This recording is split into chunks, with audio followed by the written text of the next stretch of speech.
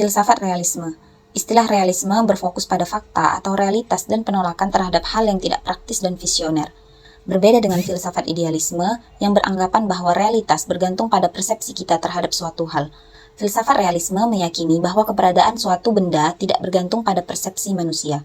Kajian dalam filsafat realisme ada 3, yaitu: pertama, ada metafisika. Metafisika yang akan dikaji yaitu tentang hakikat realitas dan hakikat manusia. Hakikat realitas filsafat realisme dikelompokkan menjadi 3 kelompok, yaitu materialisme, dualisme, dan pluralisme. Paham materialisme beranggapan bahwa kenyataan yang sebenarnya hanyalah kenyataan fisik. Di sisi lain, paham dualisme menyatakan bahwa kenyataan tidak hanya dalam bentuk fisik, melainkan bersifat fisik dan juga rohaniah. Sedangkan paham pluralisme mengemukakan bahwa kenyataan yang sebenarnya terbentuk dari berbagai bentuk kenyataan. Filsuf realisme umumnya memandang dunia dalam pengertian materi yang hadir dengan sendirinya, tertata dalam hubungan-hubungan yang teratur di luar campur tangan manusia. Dunia ditafsirkan sebagaimana adanya sesuai dengan realitas yang ada, bukan sesuatu yang ideal atau apa yang seharusnya. Terkait hakikat manusia, filsafat realisme menyatakan bahwa hakikat manusia terletak pada apa yang dikerjakan, sehingga mereka dapat menjadi bebas atau mungkin juga tidak merasakan kebebasan. Ini berkaitan dengan dirinya, serta masyarakat dan budayanya. Yang kedua ada epistemologi. Berbeda dengan filsafat idealisme yang beranggapan bahwa manusia membawa pengetahuan ketika mereka lahir, filsuf realisme meyakini bahwa manusia tidak memiliki pengetahuan atau ide ketika mereka lahir. Teori ini dikenal sebagai teori tabula rasa. Karena tidak membawa pengetahuan ketika mereka lahir, manusia memperoleh pengetahuan di dunia melalui penginderaan. Namun, pengetahuan yang diperoleh manusia tentang realitas tidak dapat mengubah substansi atau esensi realitas. Artinya, pengetahuan yang diperoleh oleh manusia melalui penginderaan tidak tergantung dengan gagasan dan persepsi manusia. Kebenaran pengetahuan dapat dibuktikan dengan memeriksa kesesuaiannya dengan fakta.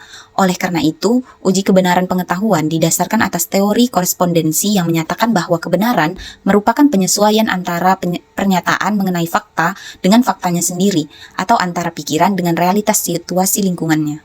Yang ketiga ada aksiologi. Tingkah laku manusia diatur oleh hukum alam yang diperoleh melalui ilmu. Hal ini berkaitan dengan keyakinan filsuf realisme bahwa manusia tidak dapat mempengaruhi realitas yang ada di alam semesta. Nilai bersifat absolut dan universal, sedangkan nilai keindahan dianggap sebagai cerminan dari alam.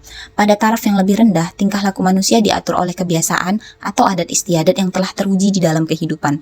Suatu tindakan benar apabila kebenarannya dapat dibuktikan dalam kehidupan secara langsung. Filsafat pendidikan realisme. Berdasarkan metafisika, epistemologi, dan aksiologinya, implikasi filsafat realisme terhadap pendidikan akan dikaji berdasarkan komponen tujuan pendidikan, isi pendidikan atau kurikulum, metode pendidikan, serta peranan pendidik dan peserta didik. Pertama ada tujuan pendidikan. Tujuan pendidikan dalam filsafat pendidikan realisme yaitu agar peserta didik mampu menyesuaikan diri, baik dalam lingkungan alam maupun lingkungan sosial. Selain itu, pendidikan juga bertujuan mempersiapkan peserta didik agar dapat melaksanakan tanggung jawab sosialnya. Kedua ada isi pendidikan atau kurikulum. Adapun isi pendidikan atau kurikulum filsafat pendidikan realisme bersifat komprehensif, yaitu mencakup semua pengetahuan yang dianggap berguna untuk menyesuaikan diri dalam kehidupan sosial, antara lain sains dan matematika serta ilmu kemanusiaan dan nilai sosial. Sains dan matematika dianggap sangat penting karena memberikan peserta didik pengetahuan dan keterampilan untuk hidup berdampingan dengan alam. Sedangkan ilmu kemanusiaan dan nilai sosial berkaitan dengan pengetahuan dan keterampilan di lingkungan masyarakat. Isi pendidikan mencakup unsur pendidikan liberal atau pendidikan umum dan pendidikan vokasional atau praktis. Selain itu, disiplin mental dan moral juga berusaha ditanamkan di dalam diri peserta didik. Ketiga ada metode pendidikan. Pendidikan dilaksanakan dengan memberikan dan mempertimbangkan pengalaman, baik langsung maupun tidak langsung.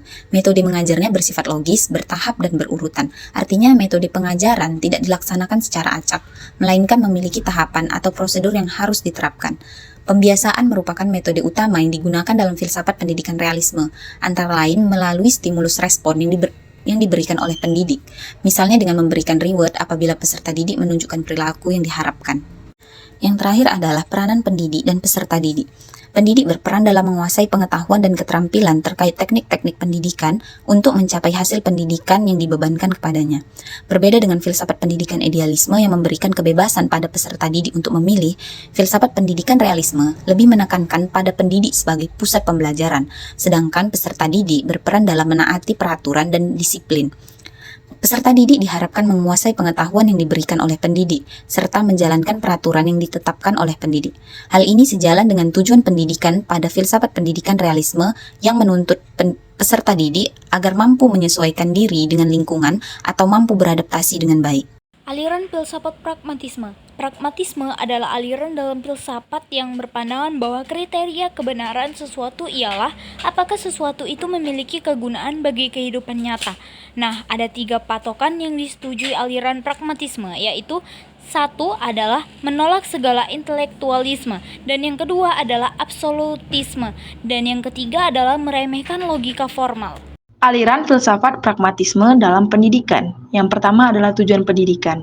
Tujuan pendidikan pragmatisme adalah untuk memberikan pengalaman dalam menemukan hal-hal yang baru dalam kehidupan sosial dan kehidupan pribadi. Yang kedua adalah kurikulum. Kurikulum pendidikan pragmatis berisi tentang pengalaman yang teruji yang dapat diubah. Dalam hal ini, guru menyesuaikan bahan ajar sesuai dengan minat dan kebutuhan bagi anak-anak yang menjadi peserta didik.